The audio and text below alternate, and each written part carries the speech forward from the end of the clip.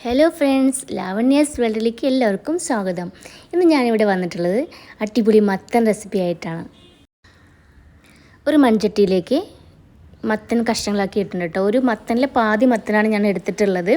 വലിയ പീസൊന്നും ആക്കേണ്ട ആവശ്യമില്ല, നമുക്കിത് നന്നായിട്ട് വേവിക്കാനുള്ളതാണ്. അതുകൊണ്ട് ഞാൻ ഒരു ഇടത്തരം പീസാക്കി കട്ട് ചെയ്ത് മൺചട്ടിയിലേക്ക് ഇട്ട് കൊടുത്തിട്ടുണ്ട്. കുറച്ചൊരു 10, 15, 20ഓളം ചുവന്നുള്ളി, ഒരു 4-5 കാന്താരി മുളക്, ഉപ്പ്, കാന്താരി മുളകില്ലെങ്കിൽ സാധാ പച്ചമുളക് ഒരു 4-5 ചേർക്കാവുന്നതാണ് കേട്ടോ.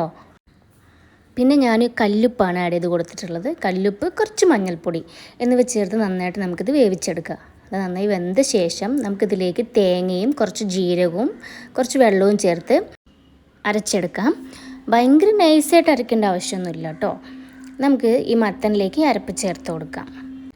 അതിനുശേഷം നന്നായിട്ടൊന്ന് ഇളക്കി കൊടുക്കാം കേട്ടോ. നന്നായിട്ട് കുറുകി വരേണ്ട ആവശ്യമൊന്നുമില്ല, ഒന്ന് നന്നായിട്ടൊന്ന് ഇളക്കി കൊടുത്താൽ മാത്രം മതി. തേങ്ങയുടെ ഒരു പച്ച മണമൊക്കെ ഒന്ന് മാറുന്ന വരെ ഒന്ന് ഇളക്കിയാൽ മാത്രം മതി. അതിനുശേഷം നമുക്കിനി കടുവറയിലേക്ക് പോകാം. അത് മാത്രമേ ഉള്ളൂ, നമ്മുടെ ഇതേ റെസിപ്പി റെഡിയായി. കുറച്ച് വെളിച്ചെണ്ണ ഒഴിക്കുക, കുറച്ച് കടുകിടുക. കടുകിട്ട് പൊട്ടിയ ശേഷം നമുക്കതിലേക്ക് കുറച്ച് തേങ്ങ ചേർത്ത് കൊടുക്കാം. ജസ്റ്റ് ഒന്ന് തേങ്ങ മൂപ്പിച്ച ശേഷം കുറച്ച് മുളക് പൊടിയും കൂടി ആഡ് ചെയ്ത് കൊടുക്കുക. മുളക് പൊടിയും കറിവേപ്പിലയും. ഇതോടുകൂടി നമ്മുടെ കടുവറ റെഡി ആയിട്ടുണ്ട്.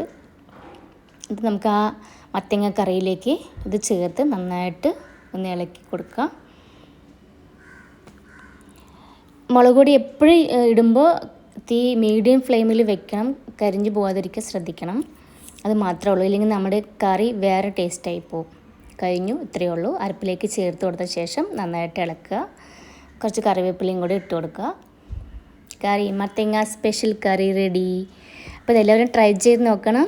Thank you so much. By.